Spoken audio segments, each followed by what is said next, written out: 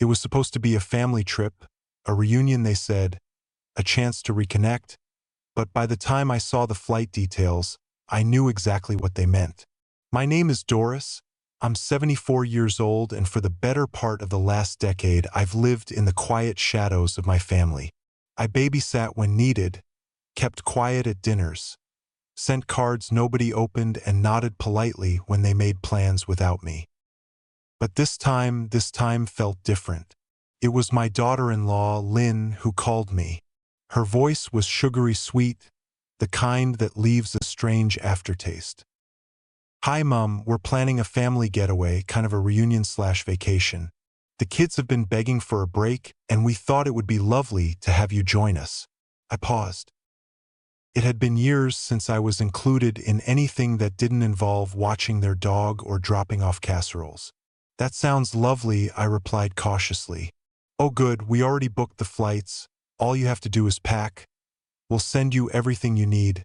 No stress at all, just be ready on Friday."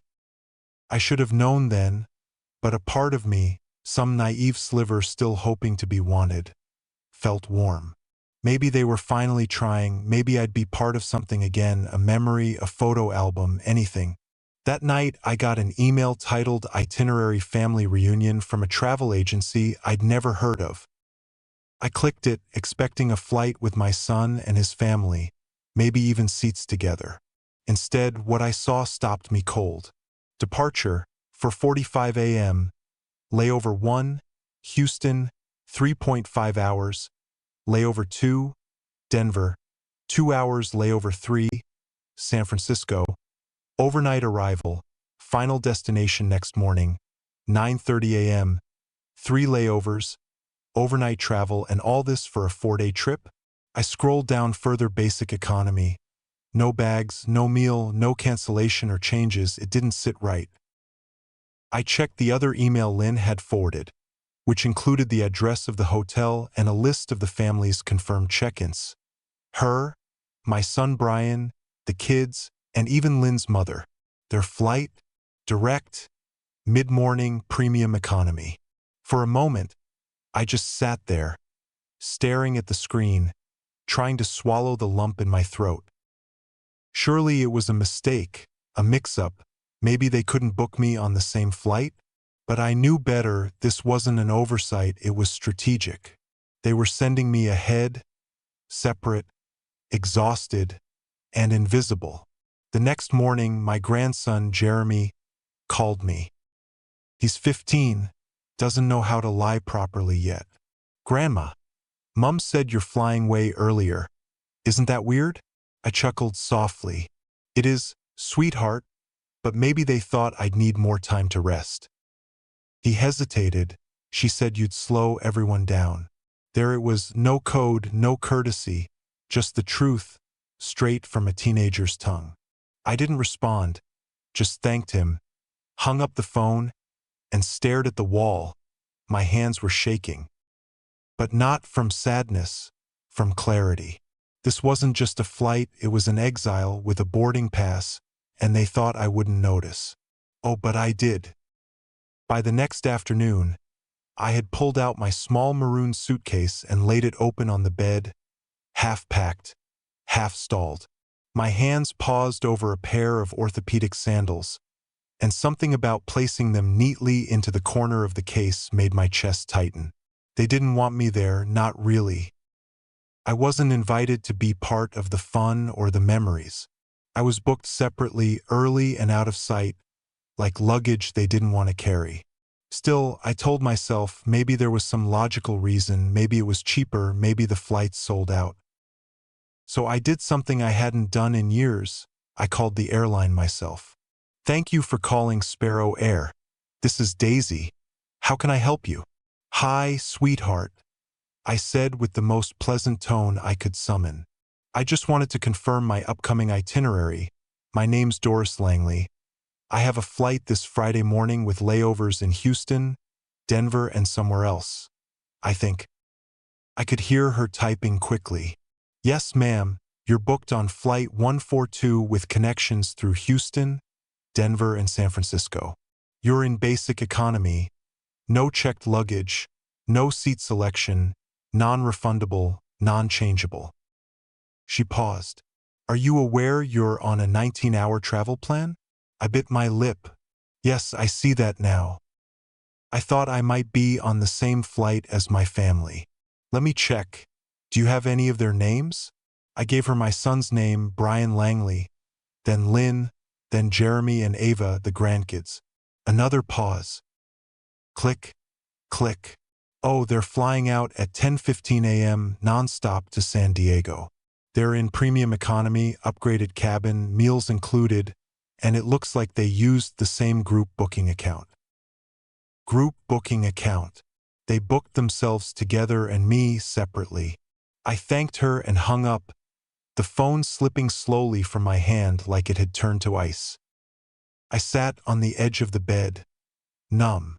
The suitcase lay open before me like a coffin. Why go to such lengths to make me feel so small? I closed my eyes, and in that heavy silence, I started to remember. Memories I'd buried, like last Thanksgiving when they forgot to pick me up. Lynn had said traffic was awful, and by the time they got there they were too full for dinner anyway. I'd eaten a microwave turkey sandwich on my porch. Or the birthday where Jeremy hugged me in the hallway and whispered, "Mom says you talk too much, but I like your stories." Or when Lynn had half-joked, "Half at brunch. I don't know how you survived this long without a filter. Mom, you say things that make people so uncomfortable." They didn't want me with them. They wanted me, near enough to check a box, but far enough not to disrupt their curated life. I wasn't family. I was a formality, a piece of old furniture too large for the new apartment. But I wasn't angry yet. No, not yet. That came later after I found the voicemail. I'd been searching for a hotel confirmation Lynn said she sent when I noticed an audio file in my texts, probably sent by accident. I hit play. My son's voice filled the room. "It'll be easier this way. Trust me." She gets in first. Probably too tired to join anything. We'll say we tried. She'll stay out of the way. Then Lynn chimed in, laughing. Worst case, she gets stuck at some airport. She won't even know who to ask. Silence. Then Brian said it. The words I'd never forget.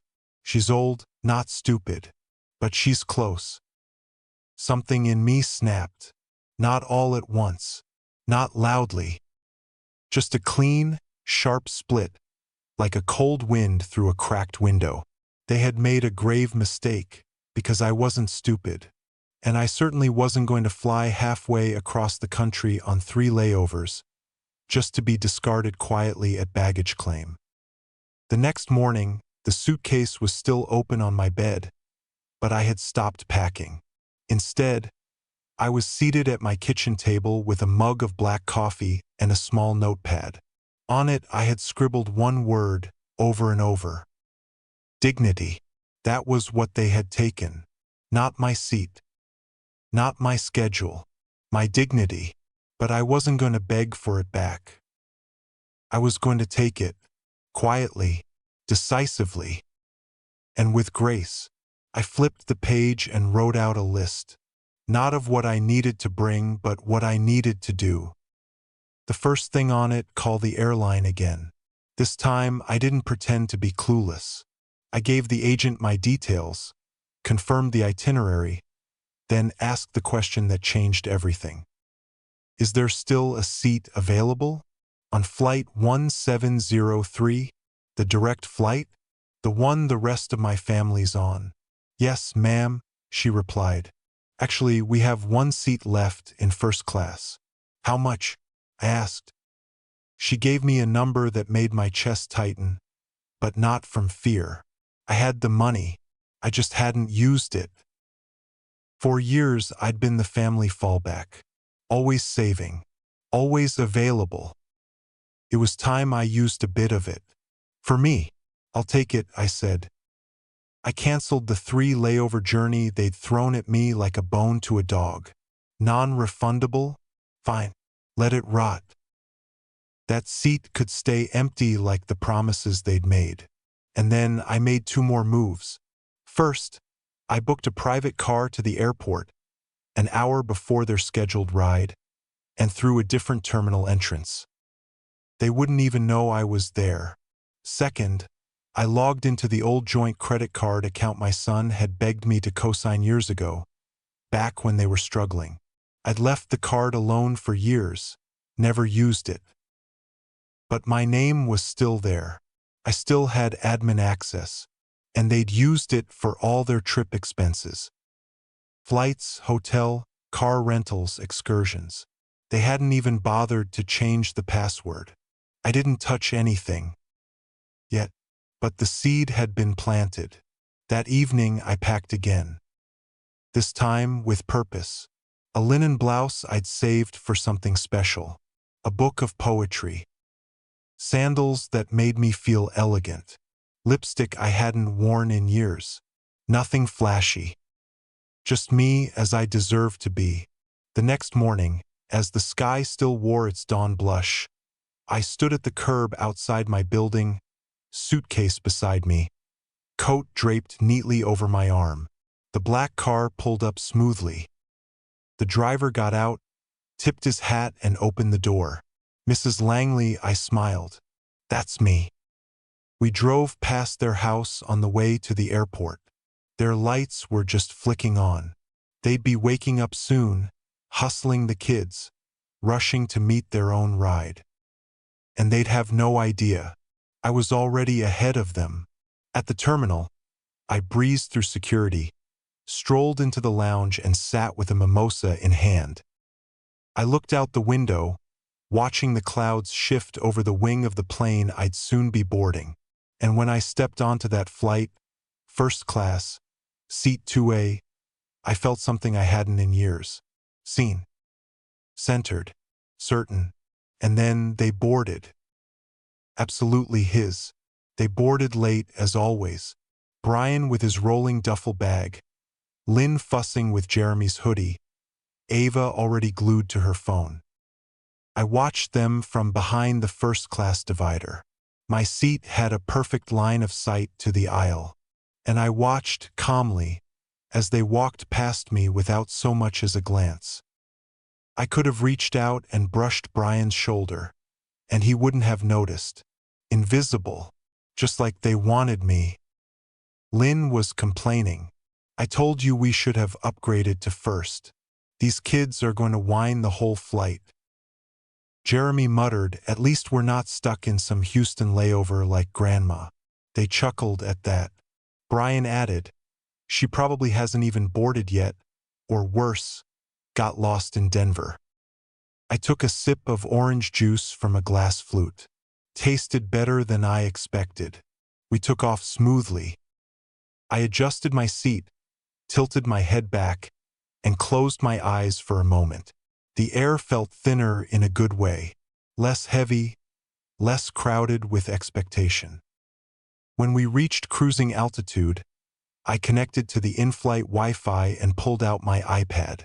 I hadn't used it much in recent years, but today it was the centerpiece of my plan. I logged into the shared travel app Lynn had set up for convenience.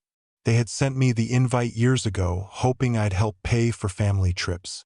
I declined back then, but apparently the permissions were still active. I opened the dashboard. There it was. Trip name: Family Reunion San Diego. Hotel: Golden Vista Resort. 3 oceanfront rooms. Excursions. Beach picnic.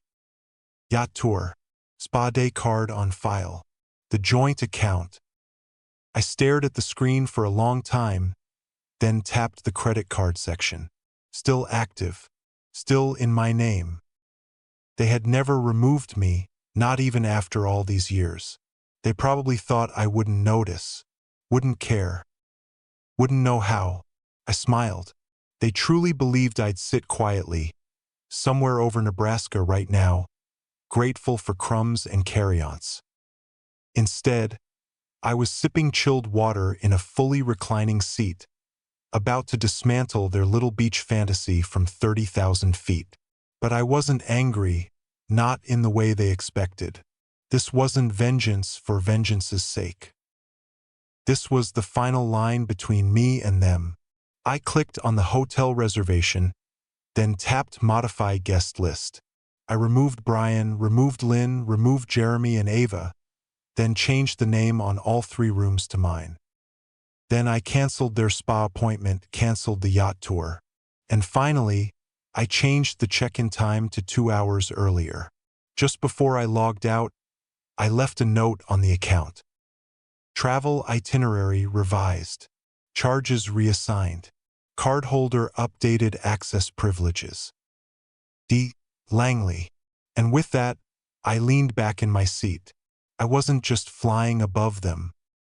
I was moving beyond them. Somewhere behind the curtain, they sat cramped, thinking they were in control. That I was beneath them, lost in some airport terminal with vending machine dinners and aching feet.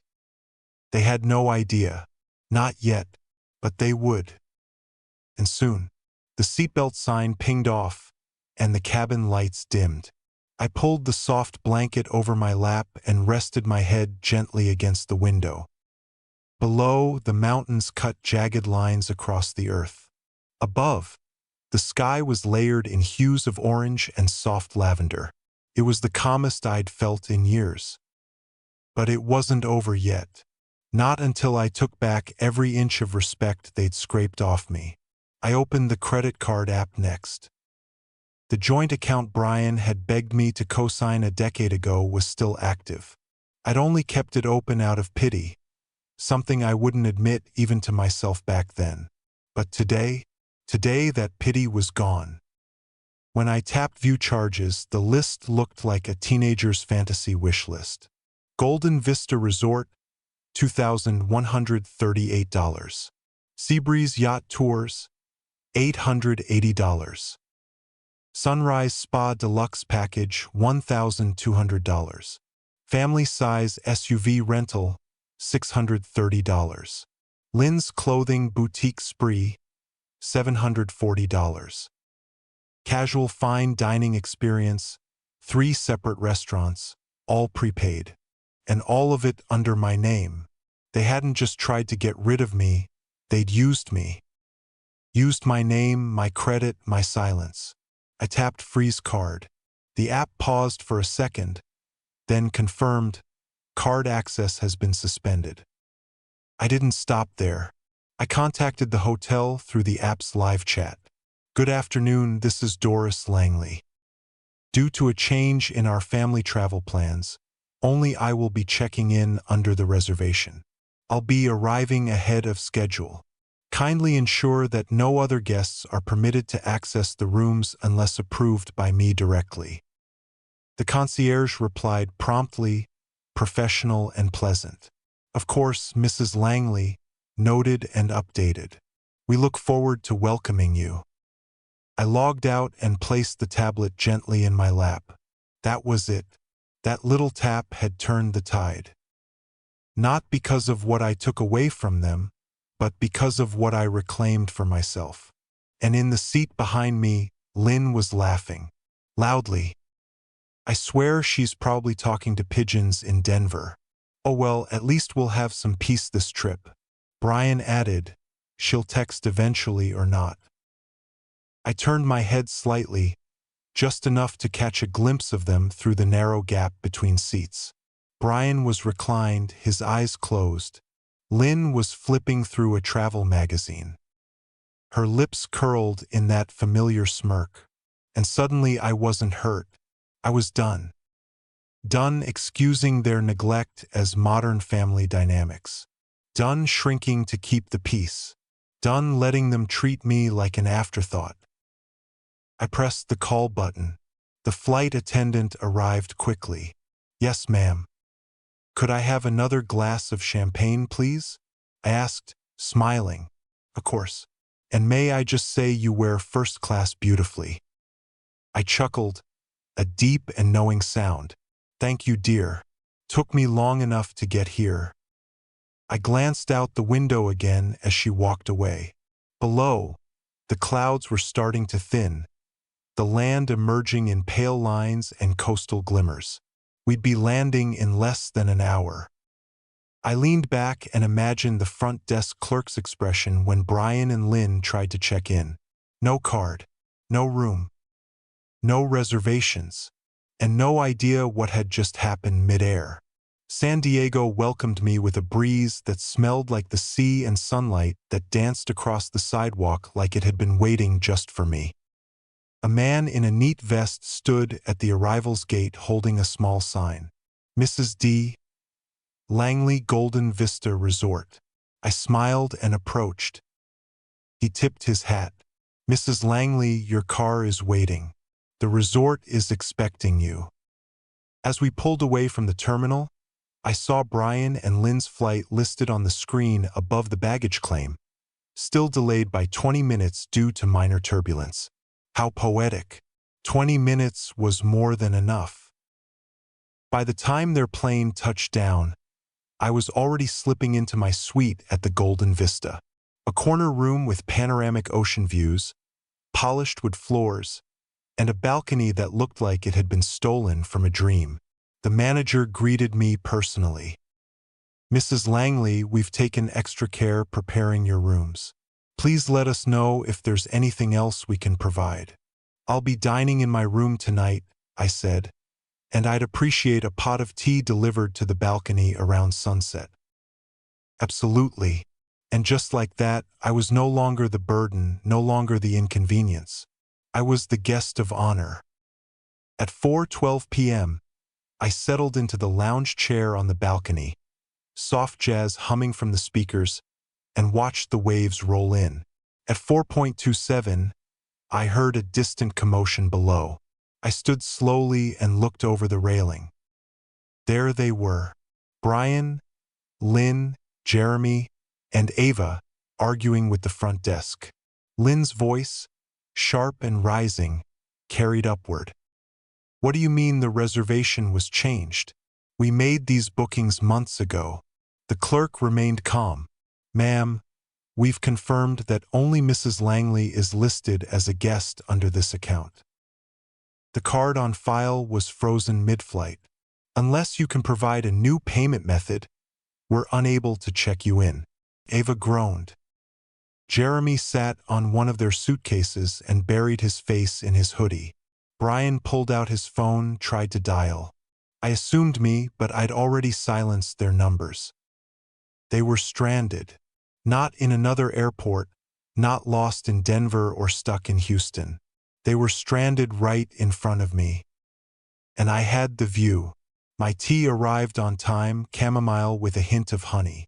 I lifted the delicate porcelain cup to my lips and smiled as I watched Lynn pace and flail her arms at the front desk manager like a wind-up doll wound too tight. Down below, Brian looked up.